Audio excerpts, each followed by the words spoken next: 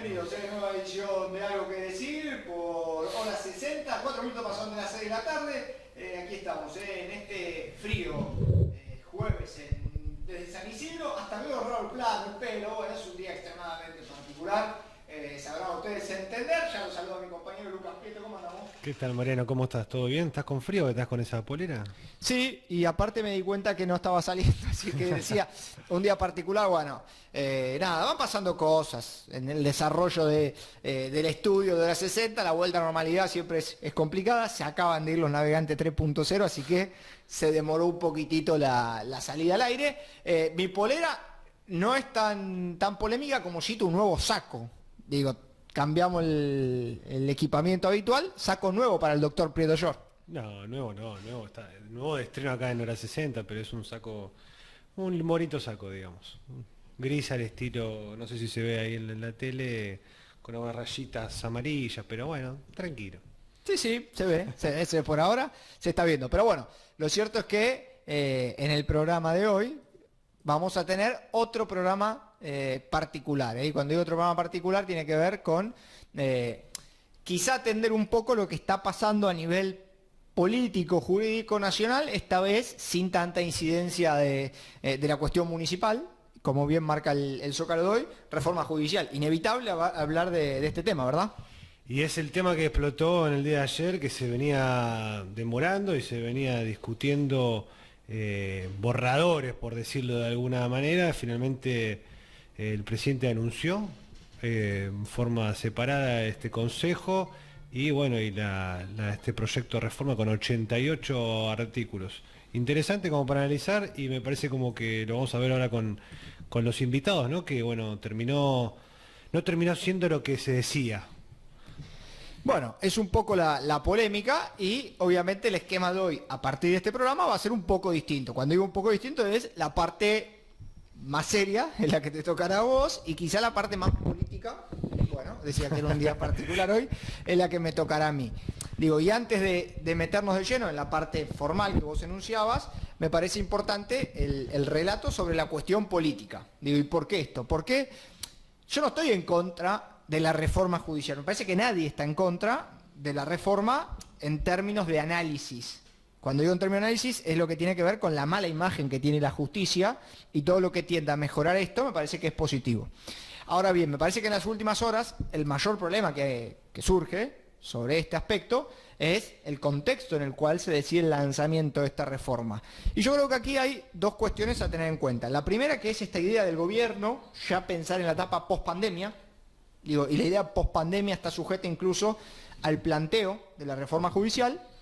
Y lo otro, que me parece que es lo que termina pasando, y lo sujeto a lo que vos planteabas recién, es cuánto en definitiva esto modifica el concepto general sobre la justicia. Porque a priori es una reforma la cual no sé si es muy amplia, digo en términos de resultado, pero sí da la sensación que en el país o en la política actual la idea de reformar la justicia es compleja. Y a esto le sumo una instancia de análisis que para mí es importante, y ahí sí te sumo a vos, que es algún planteo del presidente en términos políticos justificando esta reforma desde una expresión que es la justicia está funcionando mal. Como intentando, no sé si justificar es la palabra, pero sí intentando darle argumento a su planteo de reforma. Ahora bien, me parece que esto sí es una instancia compleja, porque en cualquier contexto, el día de mañana, el presidente de la Corte puede juzgar el funcionamiento del Poder Ejecutivo. Digo, tranquilamente podría plantear el presidente de la Corte Suprema, el Ejecutivo está funcionando mal. Y me parece que entramos en un terreno tenso, complicado, de ciertas tensiones, que no sé si es sano para el país. No sé si coincidís con la idea, primero, de los tiempos de la presentación y segundo, con, por lo menos esta idea desde lo mediático, de justificar la misma. Sí, bueno, yo creo que en este país, en la Argentina sobre todo, nunca es un buen momento para nada, parecería ser, ¿no? Siempre estamos en una crisis, saliendo de una, entrando en otra, siempre hay una situación económica, social que es prioritaria, y yo creo que en esta cuestión de la justicia en sí, como decís vos, digamos, me parece que todos coincidimos en que hay que hacer una reforma a la justicia. eso no tiene, creo que, a ver, hay muy poca gente que lo discute. Lo que se discute hoy acá, la discusión de fondo es el cómo, ¿no? Todos sabemos que la imagen de justicia es mala, funciona mal, es uno de los órganos más importantes del Estado, sino para mí uno de los más importantes, porque es el que garantiza el funcionamiento del control de constitucionalidad del resto de los órganos. Pero bueno, vamos a ver cómo termina esto. Alguna lectura política seguramente hay, y yo me animo a decir que la reforma política, el proyecto de ley del Poder Ejecutivo es muy viable su aprobación. Bueno, vos hablabas en base a los tiempos, yo me quedo con la definición política de la situación. Si todo sale bien, tendremos voces de protagonistas importantes. Digo, comenzaba la semana la nata diciendo, vamos a ver, así como vimos un montón de infectólogos, un montón de constitucionalistas. Bueno, yo hago una salvedad, ¿no? Digo, me parece que la pandemia fueron 100 días, creo que esta semana vale la pena escuchar constitucionalistas, veremos si tenemos la suerte de hablar con alguno de ellos, digo, desde el tecnicismo, y por eso decía con anterioridad que, bueno, será tu tarea quizá desenvenenar un poquito eso. Lo mío de la situación más política, vos decías lo de los momentos y lo de los tiempos, y crees que puede ser optimista el futuro para el texto, y yo sujeto la cuestión a que la oposición entiende que no es momento para la reforma. Entonces, creo que ahí puede aparecer alguna traba. También es cierto que ya hay algún lineamiento de la oposición diciendo no nos vamos a prestar a que nos utilicen. Digo, lo ha dicho la misma Elisa Carrió. Pero me parece que es importante el avance, no sé si republicano, del concepto de reforma de justicia, pero sí que se avance alguna vez seriamente en la cuestión justamente de esta materia. Y lo otro que me parece importante es que hay algo de los poderes ejecutivos que le gusta reformar la justicia, o por lo menos esa idea, lo han hecho todos. Digo, salvo la locura de Macri con los DNU y la Corte, digo, a todos les gusta la idea de tener un pie en la justicia. Entonces ahí tendremos que pensar seriamente cuál es el rol que tiene nuestra República. Sí, igual con el caso puntual ahora, lo que hay notoriamente de diferencia con, por ejemplo, el proyecto de democratización de la justicia que inició Cristina, es el cambio de eje, ¿no? Acá estamos hablando de un proyecto que en su gran mayoría va a ser difícil de que se achaque la inconstitucionalidad, ¿no? Después, bueno, vamos a hablar con los especialistas, porque lo que hace principalmente es crear mayores juzgados y generar mayor acceso a la justicia, transferir competencias, etcétera, etcétera. Entonces, lo que acá estamos viendo, yo lo diviso en dos etapas, lo que vendría a ser la etapa de creación de juzgados y lo que vendría sumado al Consejo Consultivo, y después la reforma de la justicia, la verdadera, la que viene después, la importante, donde se va a discutir las cuestiones de fondo, las importantes, la Corte, el Consejo de la Magistratura, el futuro de la Oficina Anticorrupción, el futuro de la UIF. Eso es lo que viene después. Esto que está acá es solamente, para mí, un inicio que creo que en este contexto le conviene a todos, digo, gobernadores, políticos, porque van a poder designar prácticamente 150 jueces federales. No le debería convenir. ¿Por qué decís que le conviene? Bueno, porque siempre se tiene hay un poco de, existe en el Consejo de Magistratura el voto político, digamos. No, está bien, pero digo, también elige a sus jueces. por eso tomo lo que planteaba antes. Me parece que la idea de la República, como está planteada, bueno, tendría que atravesar quizá, no sé si un análisis, pero sí por lo menos una reflexión sobre la intromisión constante de la política en la justicia. Vos recién planteaste una situación de que no se va a hablar de la inconstitucionalidad o no debería encajar. Bueno, sin embargo, el fiscal Stornelli ha dicho que él cree que es inconstitucional. Sí, pero él va más en la cuestión económica, porque dice que en este momento crear semejante estructura en el Estado no tiene sentido, ¿no? Y que esto va a tener más complicaciones, va de ese lado, no va con un fundamento jurídico a esta reforma en sí, al proyecto presentado de 88 artículos, sino es un mensaje más político el que dice. Sí, yo creo que también desde comienzo de este año se ha puesto una mirada sobre la justicia, no sé si buena o mala, insisto, pero sí para analizar. Y un estandarte de esto es finalmente la renuncia de Cánico Alcobarral, sí, que se ha dado a conocer en los últimos días, que parte de la política lo celebra. Ahora apareció nuevamente Ollarvide, digo, mediáticamente. Está presente la mesa judicial de lo que era el gobierno anterior. Digo, creo que el contexto general, ya pasó la pandemia, está claro, la crisis económica nadie la quiere tocar. Bueno, nos entretenemos un rato con esto de la justicia y con los temas que hacen a la justicia. No tiene vinculación por ahí con esta reforma, pero sí la justicia se adentra en distintos temas y en distintos conceptos que, bueno, habrá que ir analizando y teniendo presente en distintas cuestiones para empezar a ver y a conocer la situación de aquí al futuro, sobre todo. Porque siempre decimos lo mismo, desde la presentación hay muchas cosas positivas, bueno, ahora nos queda la situación más particular de lo que termina sucediendo. Estamos intentando conectarnos con el primero de los protagonistas de la jornada de hoy. No sé si nos estará recepcionando bien, pero ya lo paso a saludar a Manuel García Mancilla, quien es decano de Derecho de la Universidad Austral y abogado constitucionalista. Manuel, Mariano Reino te saluda, ¿estás escuchando bien? Sí, perfecto, los escucho perfecto. Buenas tardes. Bueno, gracias por conectarte en esta jornada hoy con nosotros. Estamos acá con el doctor Lucas Prieto Llor. Un poco, obviamente, en el marco general, conversar contigo lo que tiene que ver con la reforma judicial que fue presentada por el presidente de la Nación. Y lo primero que quiero preguntarte es la constitucionalidad o no de la misma, digo, porque recién Lucas nos comentaba que él no ve que opere lo mismo, pero un fiscal de la Nación ha planteado por ahí la cuestión de que se puede dar lugar a la inconstitucionalidad. ¿Cómo lo ves en este primer punto? A ver, tenemos que dividir la cuestión de la reforma judicial en dos partes. Ayer el presidente de la Nación anunció, por un lado, el envío de un proyecto de ley para unificar juzgados federales con asiento en la capital federal con lo que es el fuero penal económico, también con asiento en la capital federal, la creación de una serie de juzgados en la capital federal, unificación de fueros en el ámbito también de lo que es la Ciudad Autónoma de Buenos Aires, etcétera.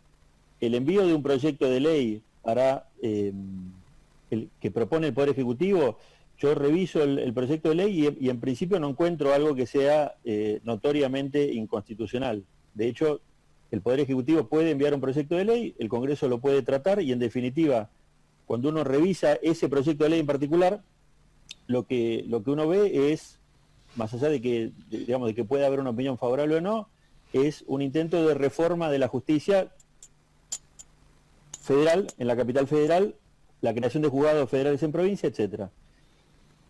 Entonces, respecto a ese punto no veo que haya una inconstitucionalidad obvia. Respecto del segundo punto, que es la propuesta que hizo el presidente de la Nación de la creación de un consejo consultivo para analizar ciertas reformas al Poder Judicial, ahí tengo varios problemas, no necesariamente de inconstitucionalidades, pero tengo varias críticas para hacer. No responden exactamente a tu pregunta, pero digamos, ahí sí hay varias cuestiones para criticar. Bueno, vamos a empezar a adentrarnos en algunas, que es lo primero que ves vos como crítica a esta idea, o lo que más te preocupa, digo, por lo menos en tu análisis. A ver, para ser preciso, en lo que se refiere a la comisión que se creó a través de un decreto publicado hoy en el Boletín Oficial, con 11 personas, el primer punto es claramente la oportunidad.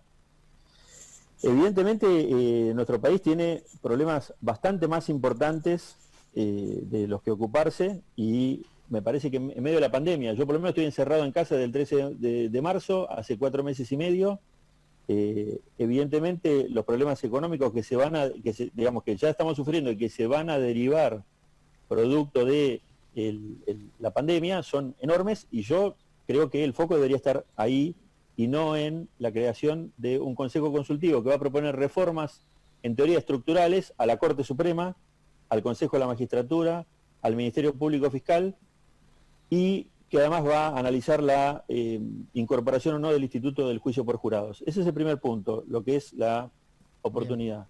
El segundo punto, y que me parece que es mucho más grave, es que uno de los integrantes, en realidad dos de los integrantes de ese consejo tienen conflictos de intereses muy claros, empezando por el doctor Carlos Alberto Beraldi, que es abogado de la vicepresidenta de la Nación, probablemente una de las figuras políticas más importantes de la Argentina. Él tiene un conflicto de intereses clarísimo. El doctor Arlanian, que es abogado de Ricardo Echegaray, también tiene un conflicto de intereses clarísimo. Esto no es un cuestionamiento jurídico, es un cuestionamiento ético. Bien. Y evidentemente no ayuda que ellos estén en esa, digamos, que integren esa comisión. El otro punto que también me parece importante es que fuera de lo que es el juicio por jurados, ¿sí? y separando, si se quiere, a dos de los integrantes que son constitucionalistas, Andrés Gil Domínguez y Raúl Ferreira, el resto de los integrantes no tiene conocimientos ni ha dedicado su vida a pensar o a trabajar en cuestiones en los que, digamos, puedan realmente hacer un aporte en materia de lo que significa la Corte Suprema, el Consejo de la Magistratura y el Ministerio Público Fiscal. Pensemos solamente en la idea de proponer cambios estructurales sobre la Corte Suprema. Dentro de esos 11 integrantes hay 4 penalistas que dudo que puedan hacer un aporte en materia de cómo puede funcionar la Corte Suprema de manera estructural, ¿sí? Tenemos 4 integrantes superiores tribunales de justicia que en su vida diaria lo que se dedican es a la aplicación del derecho común, y la Corte Suprema se dedica a la aplicación del derecho federal. Y cuando uno escucha las opiniones que ya han vertido algunos de estos integrantes en el sentido de la necesidad de ampliar el número de jueces de la Corte, más la idea de dividir la Corte en salas, ahí ya la preocupación se eleva, no solo porque ese tipo de propuestas son francamente innecesarias, en el caso de la propuesta de eventualmente dividir la Corte en salas, sí inconstitucional, sino que además eventualmente las están haciendo personas que no tienen conocimiento sobre el tema.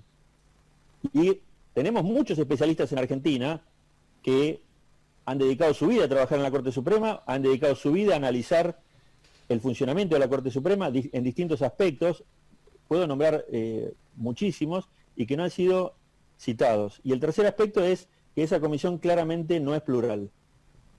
No están representados distintas opiniones o distintos sectores académicos, no están representados distintos sectores políticos con el equilibrio que debería tener. Claramente es una comisión integrada por personas no especialistas en el 90% de la materia sobre la que van a opinar, integrada por 2 personas importantes que tienen un conflicto de intereses clarísimo, y finalmente integrado por personas, insisto, que no han dedicado su vida a trabajar sobre esos temas. Excluyo en este punto el juicio por jurados, porque, por ejemplo, en esa materia sí pueden aportar claramente los penalistas, sí podría aportar un especialista en derecho civil, y sí podría aportar eventualmente un juez de un superior tribunal en cuya provincia aplica el juicio por jurado, como puede ser Mendoza, o puede ser el caso de la provincia de Buenos Aires, la doctora Hilda Kogan. Pero el resto, las otras 2 juezas de superiores tribunales de justicia, que se dedican diariamente a aplicar derecho común, no tienen juicio por jurado en sus provincias. Dudo mucho que vemos que puedan hacer realmente un aporte significativo en materia de derecho federal. Pensaba, en los últimos días, se habla mucho de reforma judicial, pero el primer concepto que sale a la luz a raíz del título es la ampliación de la Corte, ¿no? A raíz de lo que bien marcabas vos, del Consejo Consultivo, del decreto posterior a la presentación de la reforma y demás. En definitiva, no termina siendo una reforma judicial si el único objetivo que plantea es este. Y en esa línea pienso en hasta qué punto crees vos que lo que se busca realmente es la intromisión de la parte política en nuevos integrantes de la Corte. Yo no quiero especular sobre cuáles son los motivos políticos que pueda tener el presidente de la Nación para armar un consejo consultivo de esta naturaleza en este punto en particular. De todas maneras, no soy ingenuo y está claro que si nosotros tomamos los 11 integrantes de este consejo consultivo, varios ya se han pronunciado concretamente hace poco tiempo y en algunos casos hace bastante tiempo acerca de la necesidad de ampliar el número de jueces de la Corte y también de dividirla en salas. Y claramente eso me parece absolutamente innecesario. No es necesariamente inconstitucional, ¿sí? El Congreso, déjeme hacer una breve explicación. Nuestra Constitución no establece la cantidad de jueces que integran la Corte Suprema. Si bien la Corte Suprema es el único tribunal creado por la Constitución no establece el número de sus jueces.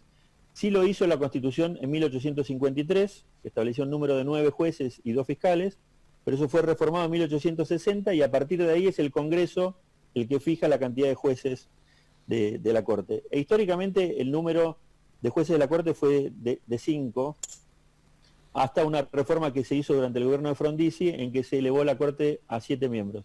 Pero acá quiero hacer un alto y hacer una explicación breve sobre nuestra historia, porque me parece que es importantísimo, porque pone en contexto este tipo de propuestas de ampliar el número de jueces de la Corte. Esta sería la 10ª vez en los últimos 75 años que modificaríamos la composición de la Corte Suprema. La primera vez que modificamos la composición de la Corte Suprema fue en 1947 con el juicio político en que se removió a 4 de los 5 jueces. Después con la Revolución Libertadora en 1955, cuando se reemplazó la Corte peronista por la Corte de un gobierno de facto. Después cuando el gobierno de Frondizi la elevó a 7 miembros porque no podía dominar la mayoría que había heredado. Después en 1966 cuando el gobierno de la Revolución Libertadora establece una nueva Corte Suprema. Después en 1973 cuando eligen por tercera vez a Perón. Después en 1976 con la dictadura militar. Después en 1983 con Alfonsín. Después en 1989 con la ampliación de 5 a 9 jueces que derivó en la famosa mayoría automática. Y finalmente en el 2003 cuando se produjo este proceso de renovación que el partido gobernante en este momento se jactó durante mucho tiempo haber sido uno de sus grandes logros, en donde se redujo la Corte de 9 a 5 miembros y se la renovó completamente. Entonces, y con esto redondeo, si vamos a ir a una nueva modificación de la integración de la Corte Suprema para sumar más jueces, y en esto está la trampa de plantear la división de la Corte en salas, la división de la Corte en salas inevitablemente lleva a su ampliación, estaríamos modificando la mayoría del tribunal por 10ª vez en 75 años. Así no hay poder judicial que aguante.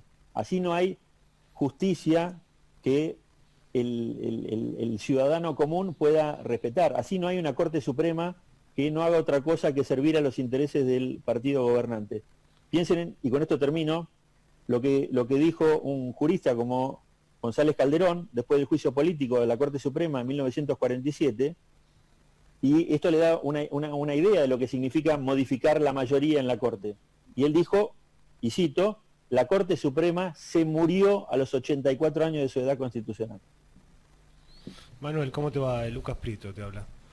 ¿Qué decís, Lucas? Bien, bien. Mira, estaba hoy leyendo el decreto esta mañana, ¿no? Y esto que vos decís de ampliarle la estructura de la Corte, está en todos los diarios, es la discusión de fondo, parecería ser, pero yo, por eso te quiero preguntar el alcance de este consejo, ¿no? Sí. Si uno analiza el articulado del decreto, no establece modificar la estructura como una facultad del Consejo Consultivo, como sí lo establece cuando habla del Consejo de la Magistratura. Parecería que lo habilita cuando le mandan informar sobre los proyectos últimos 10 años, que ahí habla de la estructura. O sea, queda como que está o no está, digamos. La pregunta que te haría yo es, ¿está facultada este Consejo Consultivo, así como está establecido el decreto, a hacer una propuesta superadora a los presupuestos mínimos que establece, o se tiene que limitar a eso? Yo creo que sí, y si bien coincido con vos, digamos, en una lectura técnica pura, que la idea de la integración como tal no está específicamente contemplada, creo que es en el artículo 5 del decreto, sí entra por la ventana en el artículo 7.1, cuando al Consejo Consultivo se le ofrece, y de hecho una de las obligaciones que tiene ese Consejo Consultivo es basar su trabajo en ese aporte que le van a hacer con los proyectos de modificación, de la integración y de la composición de la Corte Suprema, entre otras cosas, de los últimos 10 años. ¿Y vos decís que el Consejo Consultivo podría expedirse más allá de lo que dice o no? Sí, para mí sí, claramente. No limita. Claramente, y de hecho, no, si me permiten un segundo, vemos el decreto sin problema. Perdón, ¿eh? No, por favor. Porque lo que marca Lucas desde el punto de vista técnico es correcto. En el artículo 4, inciso 2, cuando se refiere a lo que es respecto a la Corte Suprema, el análisis que se pide sobre su funcionamiento incluye, y el primer punto es el establecimiento para la selección de integrantes de criterio de diversidad de género y representación federal. Eso ya permitiría, por lo menos implícitamente, revisar la integración de la Corte. En lo que se refiere a la diversidad de género, tenemos cuatro varones, una mujer, ahí podría haber un planteo para ampliación, y de hecho cuando uno revisa los proyectos de ley presentados en los últimos 10 años, han habido proyectos de ley presentados para ampliar el número de jueces de la Corte para justamente garantizar la diversidad de género. Y lo mismo ocurre con la representación federal. Si analizamos los integrantes de la Corte, tenemos 2 jueces de Santa Fe, 1 de Córdoba y 2 de Capital Federal.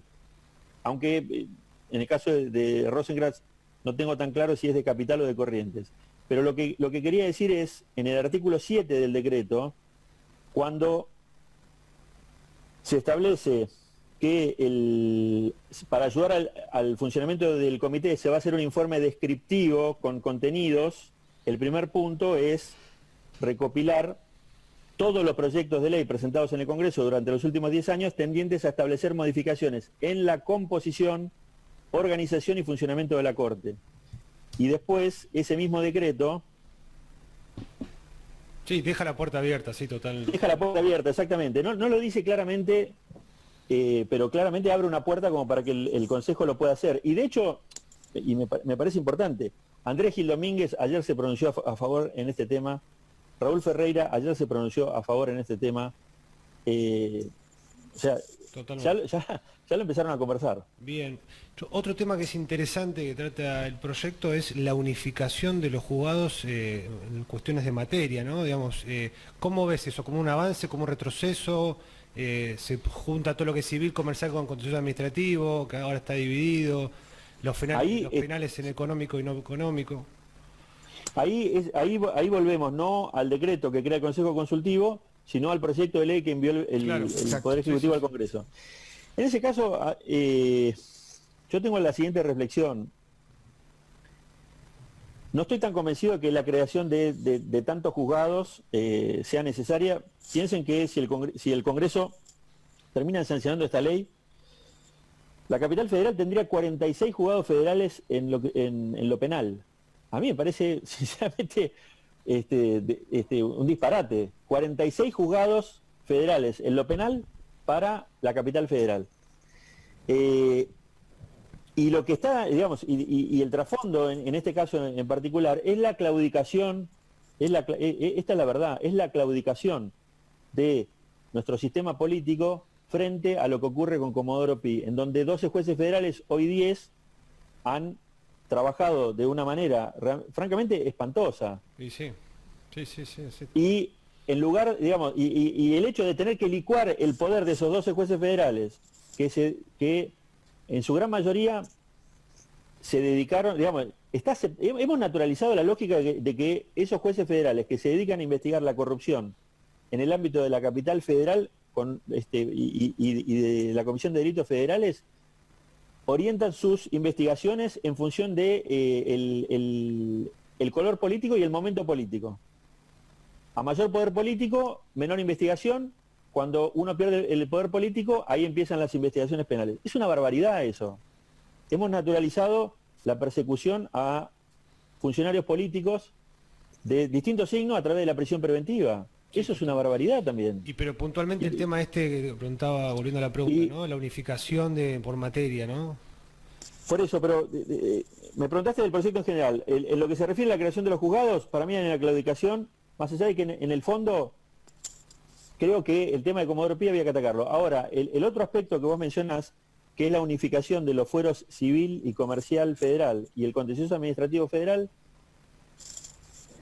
no tengo francamente una opinión formada, no me molesta, han habido varios casos de conflicto de competencia entre el fuero civil y comercial federal y el contencioso administrativo, y en la medida que esto haga también más sencillo y más rápida la justicia para evitar conflictos de competencia, por ejemplo, no lo veo necesariamente algo malo.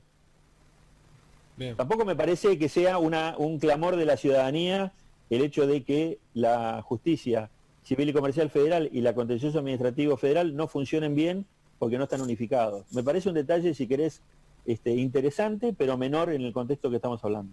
Te saco un segundo del tema actual, pero te llevo a algo de tu materia. Pienso mucho, digo, en la Argentina, digo, en el texto constitucional de la Argentina de hoy, ¿no? Y en algún momento, digo, sobre todo de este siglo, se ha intentado trabajar sobre la idea de una reforma a la Constitución. ¿Vos crees que puede llegar a operar esto? No sé si en términos temporales a corto plazo, pero ¿crees que podría ser un avance para la Argentina de hoy, una reforma también del texto constitucional? No, para nada. La verdad, yo creo que el problema argentino no está en las normas. Para serte sincero, creo que cuando uno analiza el estado en el que está la República Argentina, más allá de la pandemia, creo que todos vamos a coincidir que no es el ideal, que venimos barranca abajo hace tiempo, sin importar el color político, digamos, sin importar quién haya gobernado. Argentina no viene progresando, sino que viene involucionando, viene creciendo la pobreza, y hemos muchas veces pensado que la solución a esos problemas vienen de la mano de mágicas reformas constitucionales. Ese no es el problema. Argentina no tiene un problema de normas, Argentina tiene un problema de cumplimiento de las normas. Y en el caso de la Constitución, tiene un problema de cumplimiento de la Constitución. Te pongo un ejemplo concreto.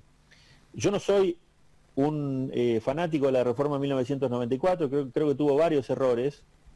Uno de ellos fue haber reconocido la facultad de los presidentes de poder dictar decretos de necesidad de urgencia. Sin embargo, cuando uno lee el artículo de la Constitución, en ese punto en particular, que la mayoría ha criticado, y que se escuchan críticas recurrentes, lo primero que dice la Constitución es: el Poder Ejecutivo no podrá en ningún caso, bajo pena de nulidad absoluta e insanable, emitir disposiciones de carácter legislativo. Entonces, ya la propia Constitución me está limitando, al menos en la teoría, enormemente la capacidad del presidente de dictar decretos de necesidad y urgencia. Y sin embargo, a la hora de interpretar esa Constitución, los jueces no han hecho, digamos, no han respetado esa prohibición absoluta, que tiene alguna excepción, pero que el principio es la prohibición. Y eso no es culpa del texto constitucional, es culpa de la interpretación que se hace de ese texto. Y así podríamos ir sobre varias cuestiones. El funcionamiento del Consejo de la Magistratura. El artículo 114 prevé un equilibrio entre los distintos estamentos que integran el Consejo de la Magistratura.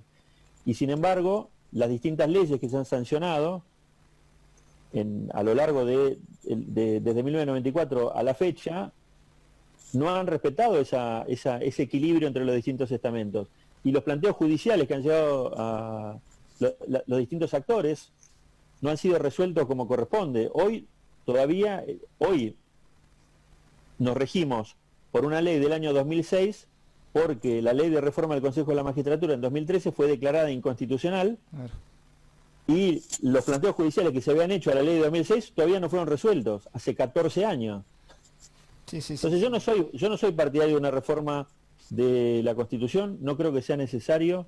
Lo que sí creo que es necesario es hacer un profundo ejercicio de reflexión colectiva sobre qué nos pasa a los argentinos con las normas, por qué en general no las podemos cumplir, y exigir que nuestros gobernantes las cumplan.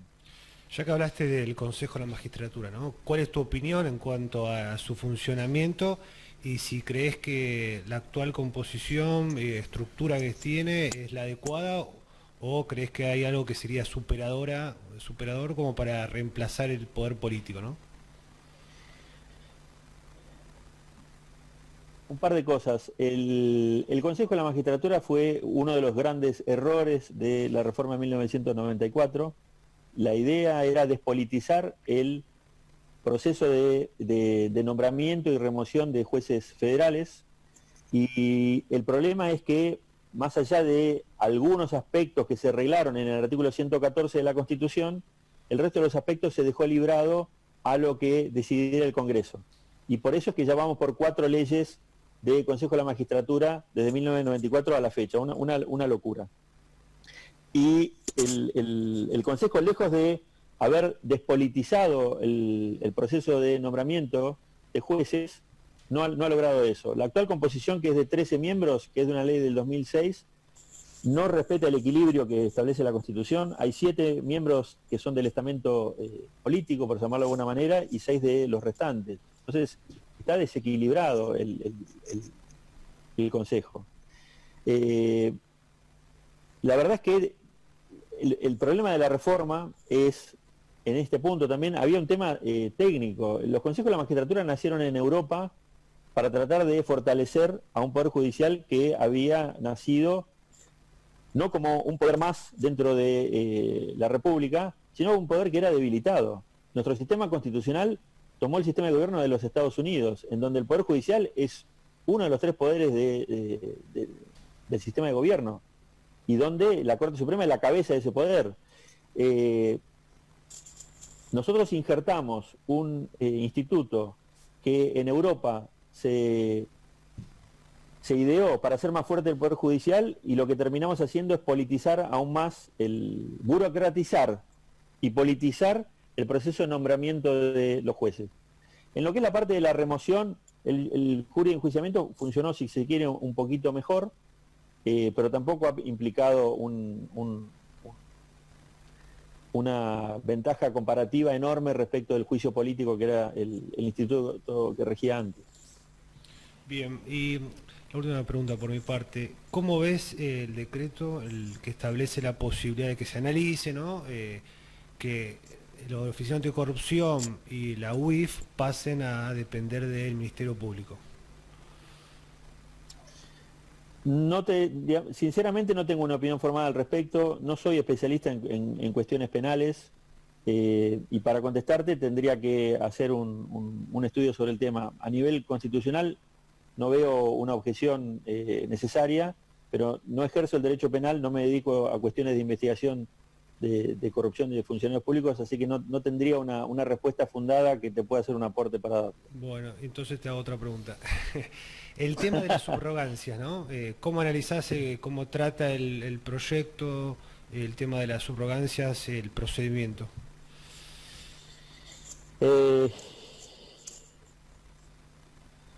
Es interesante la pregunta, porque justamente el proyecto de ley prevé la creación de muchos juzgados, y a su vez prevé lógicamente cómo va a ser el proceso de nombramiento de esos jueces, pero en el mientras tanto tiene que regir ese régimen de subrogancia. No soy amigo del régimen de subrogancias. En realidad el problema de las subrogancias es precisamente una consecuencia de lo que es la burocratización del trabajo del Consejo de la Magistratura. El Consejo de la Magistratura justamente debiera cubrir rápidamente los cargos que están vacantes, y muchas veces no lo puede hacer porque tarda mucho en organizar los concursos, porque muchas veces esos concursos, desde el punto de vista político, tienen enormes presiones para que no salgan, y lo que termina pasando es que ese régimen digamos que la alternativa para ocupar un juzgado vacante es apelar a las subrogancias, y eso le da un poder al Consejo de la Magistratura que no debiera tener. El Consejo de la Magistratura lo único que tiene que hacer es, en este aspecto, organizar los concursos para proponerle las ternas para que el Poder Ejecutivo nomine los jueces y el Senado decida quiénes van a ser jueces federales. Pero lo que termina pasando es darle un poder enorme a un Consejo de la Magistratura cuya mayoría viene del sector político, a pesar de lo que dice el artículo 114, y a través del régimen de subrogancia le permite designar jueces. Está bien, en este caso particular, y eso sí me parece un acierto del proyecto de ley, por un plazo de un año. Un año, prorrogado por 6 meses más, ¿eh? Sí.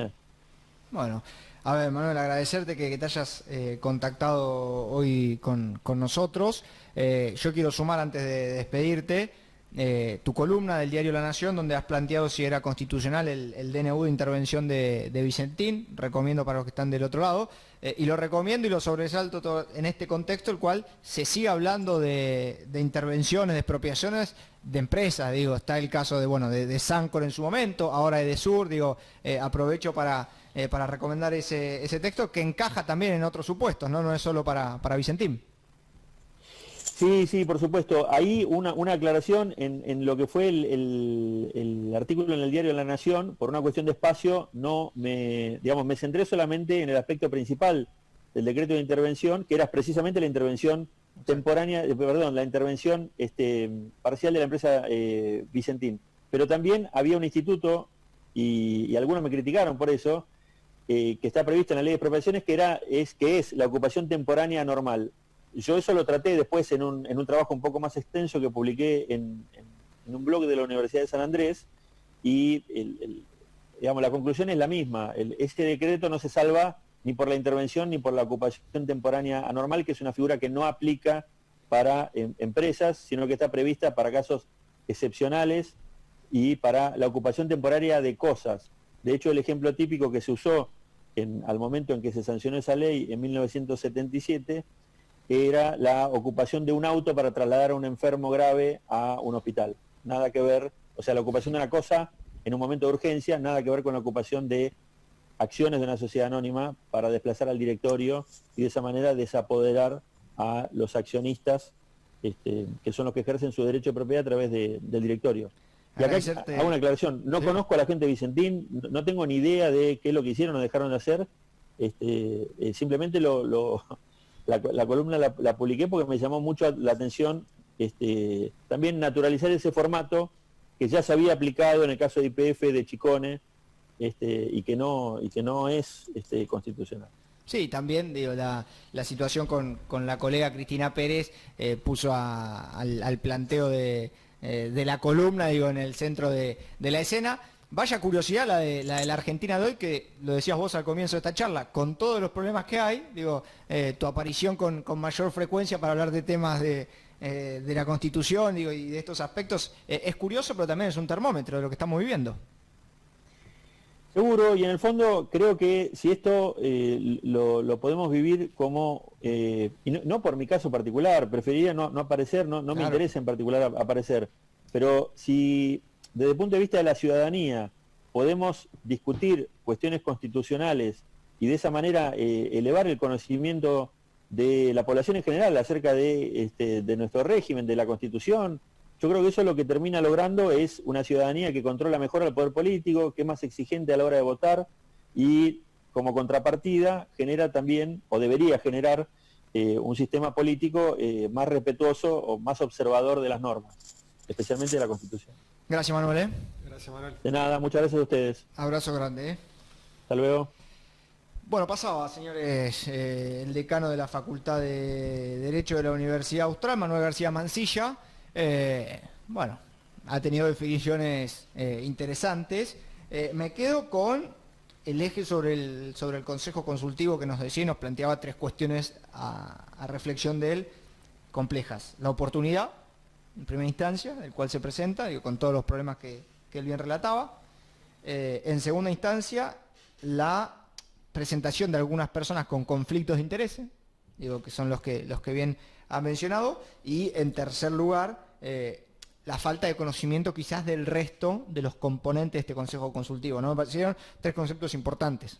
Sí, creo que lo que quiso decir Mansilla, que el Consejo tiene un claro interés político, ¿no?, por decirlo de otra manera, ¿no? Digamos, estamos hablando de gente que a priori no reuniría las características o las condiciones necesarias como para integrar ese consejo en cuanto a la pluralidad de criterios, ¿no?, que es justamente lo que se pregona.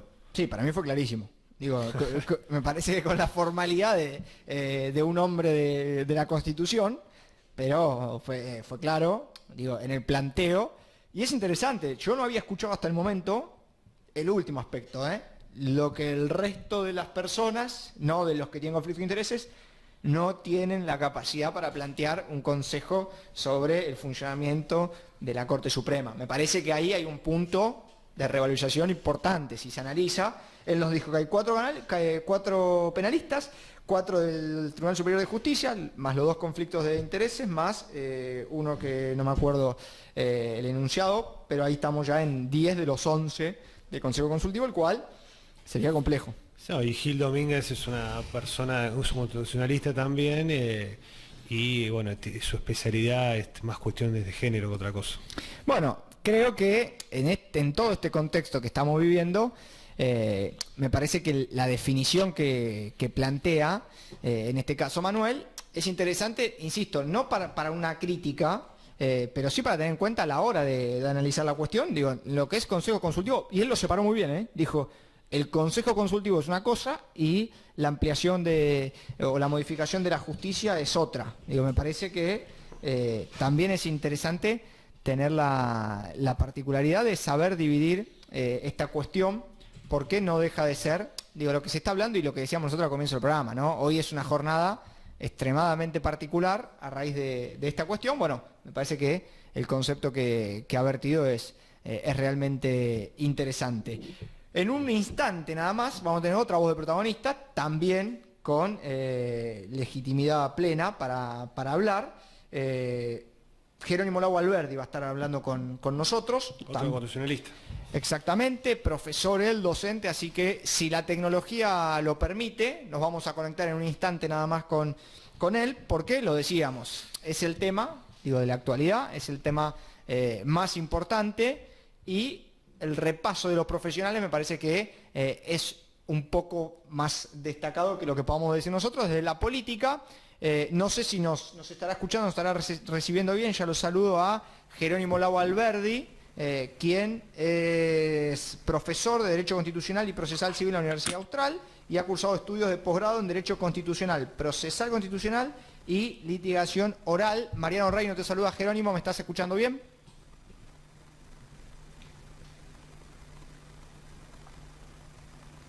Jerónimo. Jerónimo, ¿me escuchas bien? ¿Qué tal? ¿Qué tal? ¿Cómo están? Yo los escucho medio entrecortado, pero ¿ustedes me escuchan bien? Ahí te estamos tomando un poquito mejor. A ver, vamos a técnicamente a probar si ahí mejora la fluidez. Ahí tengo la señal perfecta y el sonido bien. No sé si vos nos estarás escuchando bien. No. Ahí, bueno. Ahí vemos la fotito. Bueno, a ver, cosas que hacen a la tecnología. Vamos a ver si nos podemos conectar nuevamente con Jerónimo, que sigue en línea. Si nos puede hacer con el pulgar ok, a ver si nos está tomando bien la señal. Bueno, lo decíamos, profesor, obviamente que es abogado, ¿no? Y profesor de Derecho Constitucional y Procesal Civil del Austral. Una mirada importante también la de él. Ahí, Jerónimo, ¿nos estás escuchando bien? Sí, perfectamente. ¿Usted también? ¿Ahora? Ahí te estamos escuchando mejor que antes. Mejor que antes, sí. Ahí va, ¿qué tal? ¿Cómo están? ¿Qué tal? Bien, bueno, gracias por conectarte hoy con nosotros. Te presentábamos recién, digo, y era abrir paso a charlar un poco contigo.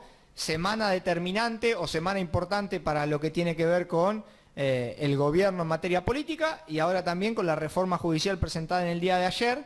Lo primero que te quiero preguntar, a título personal, ¿crees que era necesario en este contexto la presentación que hizo el presidente en la jornada de ayer? A ver, hay una realidad que es innegable, que tiene que ver con un gran descontento por parte de la ciudadanía en general respecto del funcionamiento de la justicia. Eso es un punto indiscutible. Creo que gran parte de la sociedad está de acuerdo en que la justicia necesita una reforma. Lo que sucede en este caso es que la reforma que se ha propuesto por parte del Poder Ejecutivo es una reforma que se encuentra sesgada o limitada únicamente al aspecto penal y a la reforma de la justicia en cuanto a su organización e integración, más no la justicia que tiene que ver con los problemas que sufre la gente a diario, problemas que tienen que ver con resoluciones de contratos, temas parciales. Lo perdimos. Vamos a ver ahora si podemos recuperarlo. Vamos a ver rápidamente si nos podemos volver a conectar con él. concepto ya a priori distinto a lo que planteaba Manuel hace un ratito nada más, ¿eh? Sí, creo que todos están más o menos de acuerdo. Esto de, como lo decía, también lo decía Manuel, la justicia necesita un cambio, en el buen sentido, ¿no? Digamos, hay que terminar con esta justicia que no beneficia a nadie, digamos. Los plazos, los tiempos, el proyecto trata en uno de los puntos también analizar estadísticas, sobre todo focalizada en la Corte, ¿no? De funcionamiento, organigrama, tiempos, digamos. Hay que ir por una justicia que sea más ágil, y se ha avanzado bastante en lo que respecta, por lo menos en la provincia de Buenos Aires, con el tema de la oralidad, con el tema de establecer sistemas en los cuales se permita agilizar los procesos, ¿no? Con el tema de la producción de la prueba mientras se corre traslado de la demanda, digamos. Son cuestiones que antes no ocurrían y ahora se está avanzando bastante, ¿no? Con los planes de oralidad, ¿no? También, como se decía. Por eso creo que estamos en un momento en el cual creo que los cambios de fondo son los que tendrían que traer este Consejo Consultivo, que estaría habilitado para traer esos verdaderos cambios de fondo, y que seguramente serán los que se tratarán el año que viene. Sí, yo, a ver, al Consejo, mientras intentamos recuperarlo a Jerónimo, a mí el Consejo me genera alguna duda, pero bueno, vamos a ver si ahora nos toma bien y lo tomamos bien. Jerónimo. Ahora sí, perfectamente. Listo. Ahora, ¿ustedes me escuchan bien? Sí, Ahí estamos perfecto. A ver, nos quedamos en la parte que vos planteabas, que hay una necesidad de la sociedad de una justicia mejor, si se quiere, digo, para resumirlo, y estabas ampliando un poco ese concepto. Exactamente. El punto central me parece que es que la propuesta del Ejecutivo se ciñe únicamente a la organización y funcionamiento de la justicia penal federal y por supuesto también a la justicia federal en interior.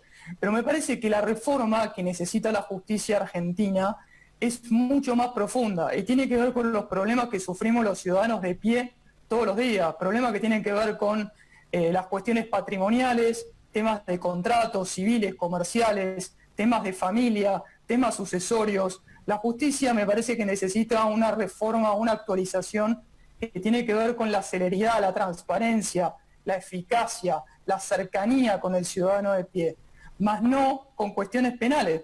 Piensen, por ejemplo, les doy un ejemplo concreto. Si ustedes miran en su grupo familiar o en su grupo de amistades, ¿cuántos han tenido algún problema penal en su vida? Y serán muy poquitos, pueden contar 1, 2, 3 casos, pero si ustedes se ponen a pensar cuántos han tenido problemas con vecinos, con cuestiones de familia, divorcios, hijos, qué sé yo, son cuestiones que tienen que ver más con cómo funciona la justicia y no necesariamente solo con el aspecto penal. A ver, en ese concepto de reforma, rápidamente surge la idea de el Poder Ejecutivo se quiere intrometer en el Poder Judicial. Y el presidente ha declarado hace muy poquito nada más, en las últimas horas, que la Corte Suprema no funciona bien. Digo, ha sido el textual de él. Y yo lo planteaba al comienzo de este programa, decir, me parece que podemos entrar en una situación gris, compleja, si porque alguien considera que algo no funciona bien, se lo modifica. Digo, y lo llevo al otro extremo, ¿qué pasaría si el presidente de la Corte entiende que el Poder Ejecutivo no funciona bien? ¿Coincidís con esta idea que por ahí nos metemos en una confusión que puede ser compleja para el futuro? No, sin duda coincido con tu criterio, me parece muy acertado. El funcionamiento de los poderes creo que tiene que ser un punto a discutir siempre en la agenda pública, eso no hay ninguna duda. Por supuesto que la reforma o la discusión de cómo funciona un poder u otro es un tema que nos concierne a todos como ciudadanía. Ahora bien, la discusión que provenga de cómo funciona el Poder Judicial por parte del Ejecutivo puede llegar a ser discutible. Lo que sí, este Consejo Consultivo está incluso integrado por jueces, con lo cual habría que ver si los propios jueces que integran este Consejo hacen una autocrítica del propio funcionamiento del Poder Judicial o más bien terminan en definitiva convalidando lo que el Poder Ejecutivo les proponga. ¿Qué tal? ¿Cómo te va? Lucas Prieto te habla. ¿Qué tal, Lucas? ¿Cómo estás? Bien, te saco un poco del tema, vamos a la cuestión particular, ¿no?, del proyecto. No sé si has tenido oportunidad en su momento de ver, analizar todo lo que vendría a ser el tema del traspaso, ¿no?, de los jueces de la nación a la ciudad, que este proyecto lo trata. Es muy discutido, hay jueces que dicen que es inconstitucional, le achacan un montón de cuestiones. ¿Cómo ves ese punto desde tu visión? Sí, es un punto sumamente complejo. La realidad creo que hay que remontarnos al año 94, 1994, cuando se tomó la decisión política e institucional de que la ciudad de Buenos Aires sea autónoma. En ese proceso de autonomía nos debemos como sociedad a 26 años, desde el año 94 hasta ahora, de darle a la ciudad autónoma de Buenos Aires sus instituciones. Y cuando me refiero a sus instituciones, también es un poder judicial que funcione en forma completa. La Corte Suprema, con la actual integración, ha dicho en algunos precedentes muy importantes, ya es el caso, por ejemplo, Corrales, en un caso donde se discutía incluso la provincia de Córdoba con la ciudad de Buenos Aires, que la ciudad autónoma de Buenos Aires debe tener su poder judicial ordinario, civil, comercial, laboral. La realidad es que no lo tiene. Me consta que hay una fuerte resistencia por parte de la magistratura civil, comercial, laboral, que no quieren pasar a ser jueces locales, si se quiere, y también hay una resistencia por parte del sindicato. Esa resistencia gremial y la resistencia por parte de la magistratura han hecho que en los hechos no se pueda concretar ese tan anhelado traspaso. La realidad es que la Ciudad Autónoma de Buenos Aires necesita una justicia local que resuelva los problemas, como les mencionaba antes, estrictamente patrimoniales, que son los problemas que la mayoría de la ciudadanía tiene en su vida cotidiana. Claro, totalmente. Recién Mancilla nos dijo que él, a su modo, a su opinión, esta conformación, esta ley del Consejo de la Magistratura, la actual, la que está vigente, no respeta la Constitución. ¿Cuál es tu visión y por qué, digamos? Sí, la discusión que tiene que ver con el Consejo de la Magistratura es una discusión que viene de antaño y tuvo un espacio en la agenda pública en el año 2013 a través de una presentación que hizo el entonces presidente del Colegio Público de Abogados de la Capital Federal, Jorge Rizzo.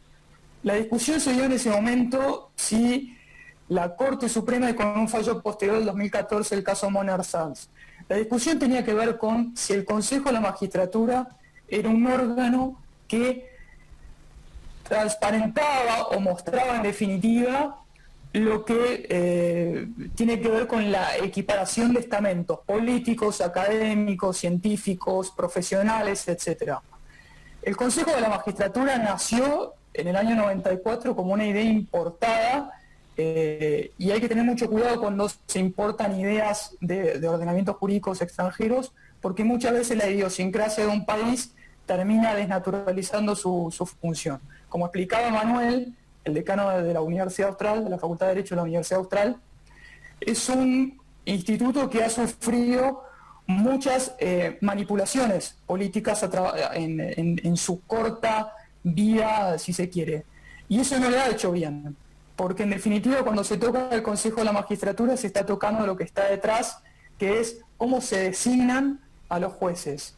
Y cómo se designan a los jueces, necesitamos concursos que sean transparentes y que la selección del juez sea la persona más idónea para ocupar el cargo, que tenga idoneidad técnica, pero que tenga idoneidad ética, que es creo lo que más le falta hoy en día a gran parte de la magistratura judicial.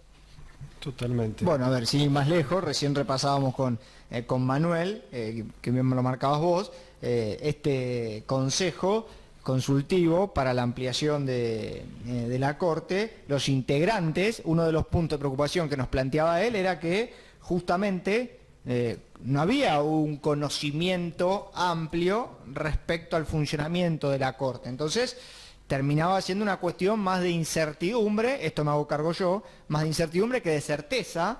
Digo, ¿cómo va a funcionar eso? Y a partir de eso, lo que yo tomo es decir, bueno, pucha, me da la sensación que si dudamos de esto, podemos dudar quizá de la idea que se tenga para con el funcionamiento de la justicia, que en definitiva termina siendo una idea política, porque esto no era un clamor popular, la necesidad de modificar, me parece a mí, ojo, por ahí me equivoco y vos, Jerónimo, me planteás otra realidad, modificar la justicia y a partir de esto tomar la decisión. Me da la instancia que fue una determinación política hacia el Poder Judicial. Sin duda, comparto esa preocupación. Hay una realidad que el Consejo Consultivo se lo plantea, que es el tema de la diversidad ideológica.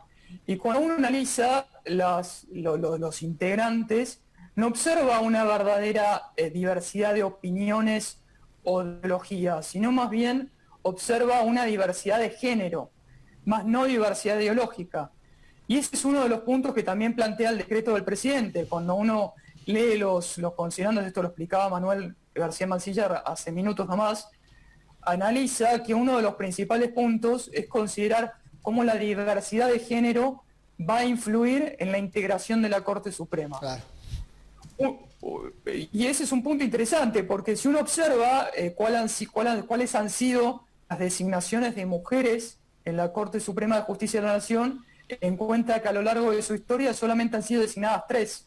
Margarita Argüas del año 70 al 73, después vino Carmen Argibay, recordarán del 2005 al 2014 cuando fallece, y al actual vicepresidente Elena Hayton de Nolasco. Que fue la única que acompañó al presidente en el anuncio. No fue nadie de la Corte. Fue raro eso también, digo, esto es una lectura política, ¿no? ¿Qué hago? Es raro que si se va a trabajar con la Corte, no vaya nadie del máximo tribunal. Digo, uno esperaba, desde la ingenuidad ciudadana, que estén los 5 miembros de la Corte. No sé si es una locura mía esto. Por protocolo, viste, quizás por la distancia. No, pero digo... En realidad, sí. Claro, en realidad suele suceder que en los actos del Poder Ejecutivo esté presente o su presidente o su vicepresidente. Okay. Es un tema más bien, como señalaba Lucas, más protocolar. Bueno, bien, entonces retiro lo dicho. Pero a ver, otro de los conceptos que me parece importante conversar contigo es la cantidad, 10ª vez en 75 años, el cual se busca una idea de ampliación de la Corte. Hay un deseo del Poder Ejecutivo de quedar en la historia como el cambio heroico de la Corte Suprema. ¿A qué crees que está sujeto eso? En lo personal me parece que ampliar la Corte Suprema es una idea que, si uno analiza un poco declaraciones precedentes por parte de Fernández ha dicho, el presidente actual, ha dicho que una Corte de 5 funciona bien. Incluso el actual vicepresidente de la Nación, Cristina Fernández de Kirchner, fue una de las principales propulsoras de la disminución de la Corte de 7 a 5. Con lo cual, entiendo que ampliar o disminuir la Corte, más bien ampliarla, es visto como una utilización política para que los nuevos jueces a designar sean condescendientes con el poder político de turno. Y eso es visto por la ciudadanía en forma muy antipática en general. A ver, desde tu visión como constitucionalista, ¿no? Como estudioso del tema, hay una deuda pendiente que es el juicio por jurado, ¿no? Que el decreto del presidente lo vuelve a plantear el tema, ¿no? Y particularmente dice que este consejo tendrá que analizar sobre los criterios para el cumplimiento de la manera más eficaz al mandato constitucional. Más allá de que los juicios tienen que hacerse por juicio por jurado, como dice la Constitución, ¿cuál crees que tendría que ser el criterio correcto, ¿no? Como para avanzar en esa línea? El juicio por jurados entiendo que es una deuda constitucional pendiente desde el momento en que la Constitución se puso a ejercer o a tener vida jurídica en Argentina. Ahora bien, creo que respecto del juicio por jurados hay que ser muy cuidadosos, en tanto muchas veces los jurados suelen verse guiados por pasiones o sentimientos coyunturales. Les pongo un ejemplo concreto. Si hoy en día Argentina está atravesando un momento a nivel protección de la mujer, a nivel cuidado o a nivel más bien, digamos, está muy en el debate público el rol de la mujer y cómo se la está viendo menoscabada por parte de instituciones jurídicas, con violencia, etcétera. Si nosotros hoy tuviéramos la oportunidad de un juicio por jurado que tenga que resolver un femicidio o un abuso de una mujer, probablemente ese juicio, si lo del jurado tiene que resolver, termine en condena. Entonces, ¿el juicio por jurado sirve? Sí, es muy útil. Tenemos que instruir o elevar la calidad e idoneidad de la ciudadanía para que no se deje guiar por presiones o por pasiones. Bueno, a ver, pienso también, vos citabas lo de las mujeres, pienso en el jubilado, digo, en cualquier situación de violencia frente a la delincuencia. Digo, no sé si la sociedad está en este momento preparada para atravesar ese proceso, por más que lo diga la Constitución, por más que se plantee la necesidad desde un decreto presidencial, me parece que hay que hacer prevalecer, no quiero decir el sentido común, pero sí tomo lo que plantea Jerónimo. Me parece que no sé si estamos en tiempo y espacio determinado para esta cuestión. Pongo ahí una precaución. De hecho, hablábamos anteriormente y una de las definiciones que más me gustó es que el problema de los argentinos no son las normas, en definitiva nos decía Manuel, sino el cumplimiento. ¿Coincidís con esto? Sin dudas, la Argentina sufre un problema de anomia y muchas veces de no cumplimiento por la norma. Este sentimiento de que en Argentina vivimos bajo una hipertrofia legislativa, es decir, tenemos sobreabundancia de normas, muchas normas que regulan todos los aspectos de la vida cotidiana. El problema es que sabemos que existen, pero no los cumplimos. Entonces coincido absolutamente que ese es uno de los principales problemas de la sociedad argentina. Y otra de las preguntas, que esto me mira acá el colega Prieto Llora asustado, yo digo, en el contexto actual, que no nos parezca raro que se hable en algún momento de la reforma constitucional, Digo, esto es algo que en algún momento va a aparecer y me parece que hay que estar atento también a esto. Yo no sé, la verdad, si hay que reformar o no. Lo que sí digo que 26 años me parece que es mucho con lo que ha cambiado el mundo del 94 al 2020. A ver, una reforma constitucional, creo yo, supone un gran consenso por parte de toda la ciudadanía. Entonces no la tenemos nunca. Un gran más. consenso. Y es que es un tema complicado. Supone un gran consenso porque todos los avances que se intenten hacer necesitan de acuerdos políticos, institucionales. Entiendo yo que las normas que se encuentran hoy en la Constitución son normas que permiten a los poderes judicial, legislativo y ejecutivo funcionar, gobernar y juzgar. De manera tal que pensar en una reforma constitucional sin antes pensar en cómo podemos mejorar como sociedad me parece un poco ingenuo, si se quiere. Stornelli hoy dijo, para mí, que de forma equivocada, ¿no?, pero quizás con una lectura más política, que este proyecto de ley es inconstitucional. ¿Vos crees que de ser aprobado así como está, ¿no?, podría ser declarado inconstitucional?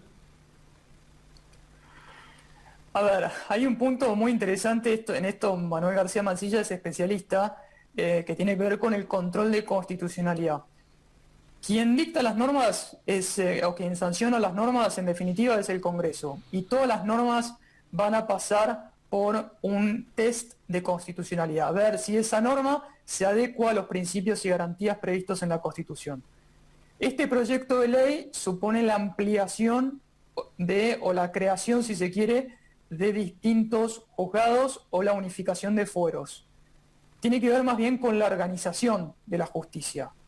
Por supuesto que si uno analiza recientes reformas en el aspecto judicial, observa cómo sí han sido frenadas por parte de los jueces. Hay una resistencia muy grande por parte de los jueces.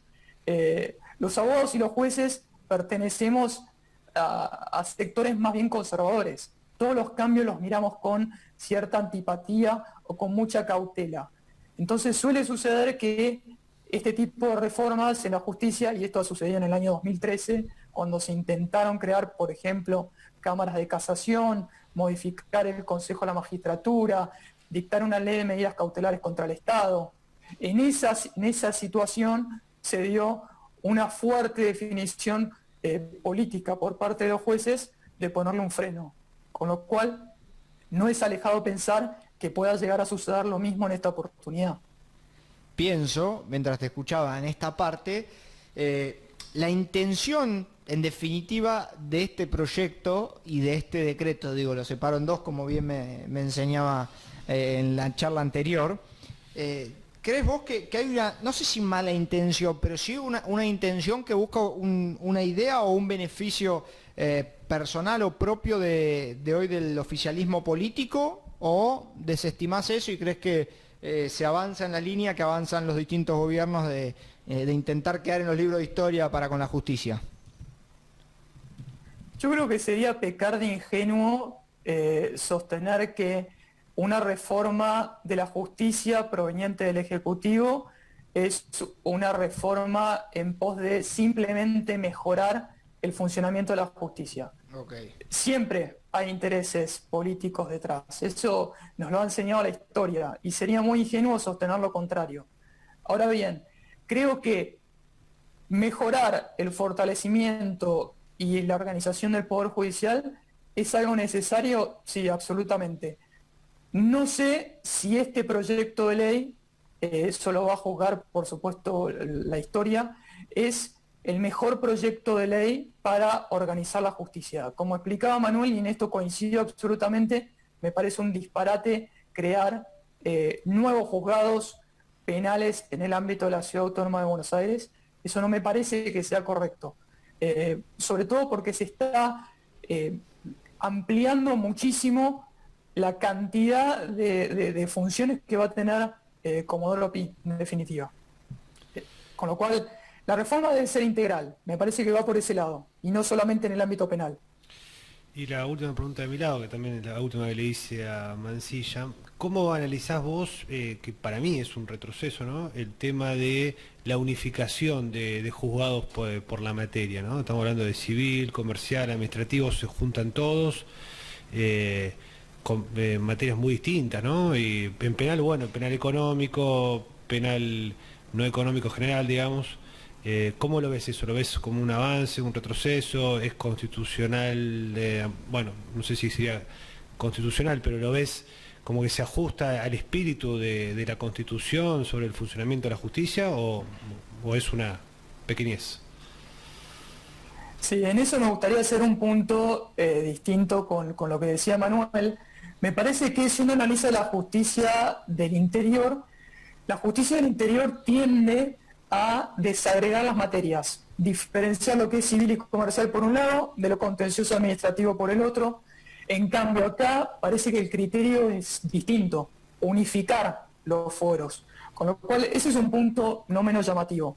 Ahora bien, el Fuero Civil y Comercial Federal y el Fuero Contencioso Administrativo Federal, sobre todo el Contencioso Administrativo Federal, tiene como principal demandado al Estado Nacional, claro, ya sean cualquiera de sus entes, ¿sí?, centralizados o descentralizados. En el Fuero Civil y Comercial Federal se discuten otras cosas, cuestiones de patentes, de marcas, cuestiones de ciudadanía, etc. Ahora bien, la unificación de fueros creo que apunta justamente a, o al menos según lo que se ha dicho, a una mayor agilidad por parte del funcionamiento de estos fueros. La realidad es que hoy en día son pocos los juzgados que hay, muchas las cantidades de causas, aunque el funcionamiento de estos fueros siempre es cíclico. Si uno observa, por ejemplo, la historia de que en el año 2001 y 2002 el fuero contencioso administrativo se fue de las manos. ¿Por qué? Básicamente porque con las medidas dictadas por el Poder Ejecutivo, que digamos estaba el famoso corralito, llevaron a que el fuero contencioso administrativo federal se viera colapsado. Eso es cíclico, depende de la historia, del momento, de la coyuntura, con lo cual muchas veces la unificación conspira en contra de la finalidad para la cual fue previsto cada uno de los fueros y sobre todo la especialidad, un juez civil y comercial federal fue formado o está formado de una manera muy distinta a la forma en la cual es formado y resuelve las causas un juez contencioso administrativo que está formado en el derecho administrativo, que es una rama del derecho sumamente compleja, pero fascinante a la vez.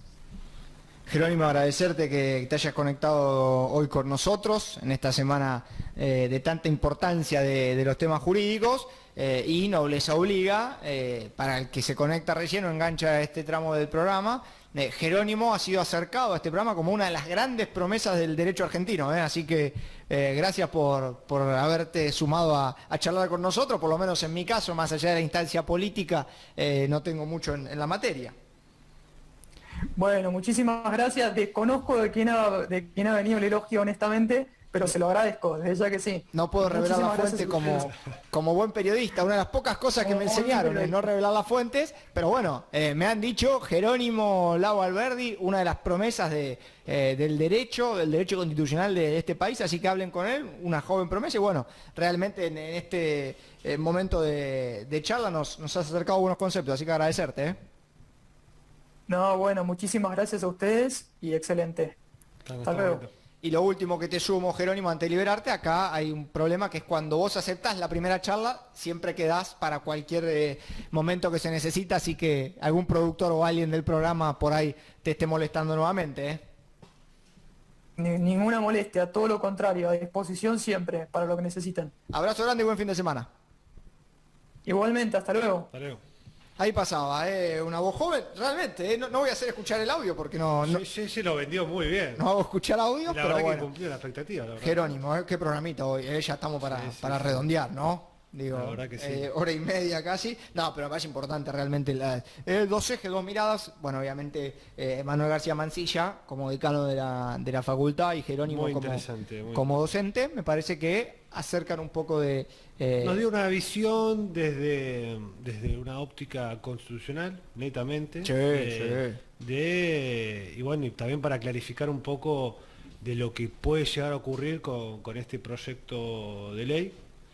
Que acá ya te digo, para mí va a ser ley, no sé si quieres una apuesta. No me gusta apostar en vivo, que Porque después, sabes que perdés. después gano y no me lo pagan. No, pero yo sí quiero dos cosas a modo de cierre de este programa de hoy, que insisto, es un programa distinto. La semana que viene volveremos a hablar con los concejales, cómo cuesta, ¿no? Dirigente de los barrios. Va a costar. Va a costar bajar, ¿no? pero bueno, esa es la función. Me parece que hoy... todo medio tiene que estar trabajando sobre esto de la reforma y yo quería conversar con los dos invitados de hoy porque quizá, sin darnos cuenta, tenemos dos miradas generacionales muy distintas. Mansilla nos planteaba netamente la cuestión constitucional, la rigurosidad que tiene sobre lo que se viene por delante, y lo primero que nos decía Jerónimo es, no hay duda que se necesita una reforma. Sí. Es un enfoque totalmente distinto, de dos personas con formación, que me parece que es importante hacerlos congeniar, por lo menos en este humilde espacio. Así Totalmente. que, buen programa el de hoy, La verdad que sí, un lujo los invitados. Todo tuyo. No, por favor. Obviamente que era todo, es todo tuyo, esto sí es el tema jurídico. Lo último, antes de irnos, agradecimiento especial para Fernando Toller, Sí, por supuesto. que es el que nos ha hecho llegar todos los teléfonos de los invitados, así que la mejor predisposición desde la comunicación de su referencia. Así que Fernando, agradecimiento especial para él y también obviamente a Juan María Gallardo, Totalmente. que ese es siempre el nexo. Así que bueno, después le mandaremos estos saludos especialmente a ambos. Pero bueno, hasta aquí llegamos la jornada de hoy. Hasta aquí llegamos. Como siempre un placer, Igualmente, será hasta la semana que viene con algún tema. Vamos a hacerte la pregunta para que no la cumpla. La semana que viene, No, ¿cuál va a ser el tema? Tengo ganas la semana que viene de Vicente López. Vicente, Tengo ganas de Vicente López, pero estoy muy hace mal. bastante de ganas de Vicente Sí, López. pero estoy muy mal con un tema, que es que el intendente de Vicente López los sábados cocina por Instagram. Ah, interesante, Muy interesante. A ver, esto es muy complejo y vamos a intentar hablarlo la semana que viene. Con el cajón de Vicente López de pollo, ¿está todo bien? Bueno, ese es otro tema, pero no vamos a meter en Vicente López. Me diste la punta para meternos en Vicente López. Pero bueno, hasta aquí llegamos en la jornada de hoy. Me parece que a mí lo que más me gusta de este programa es que no tiene horario. Es buenísimo. O sea, hay veces que hablamos 4 horas y media al aire, hay veces que hablamos Empezamos 2. tarde y terminamos temprano. Y a veces que eso. Pero bueno, también hay la realidad que es la lógica del programa. Si bien es 90% política municipal, hoy nos tomamos una licencia, pero hemos tenido dos voces protagonistas. Y el tema lo mitad. Sí, a ver, ¿qué me quieren escuchar a mí hablar de algo? Yo puedo hablar de la lectura política y hasta ahí, y yo digo, guarda con el eje de la reforma constitucional, ¿eh? ¿Vos me mirabas raro? Nah. Bueno, guardemos esto, señores, y acuérdense, mira lo que voy a decir, ¿eh? Antes de que termine el mandato de este presidente, se habla de reforma constitucional. Bueno. Escuchá lo que estoy diciendo, ¿eh? Antes de que termine este mandato, esto lo vamos a guardar, se habla de reforma constitucional en Argentina. Bueno, vamos a ver. Señores, hasta aquí llegamos. Ya les anticipo también que otro de los programas especiales que vamos a tener es octubre, noviembre, tema del aborto, ¿eh? Digo, Se que viene. va a ser un tema que va a estar prendido. Bueno, ahí tendremos artillería pesada, ¿no? No me vengan con la pluralidad de voces, no me vengan con las estupideces. Acá van a hablar pura y exclusivamente personas que estén a favor de la vida. ¿Estamos de acuerdo? ¿Nos ponemos de acuerdo en vivo? Todos están a favor de la vida, supuestamente. Bueno, a ver, aquel que pregona la defensa del aborto, ni lo llamaremos. Bueno, para mí hay que llamarlo. No, en el contexto del debate no. Ya me cansé de esa idea de... Y ya escuchamos mucho, ¿no? A veces es un tema que vuelve de vuelta cansador, ¿no? Pero bueno, es una realidad y vamos a estar sujetos a eso. Ahora sí nos retiramos. Gracias, como siempre. Hasta la semana que viene. Hasta jueves que viene será, ¿eh? Nos encontramos desde las 6 de la tarde. Abrazo grande para todos.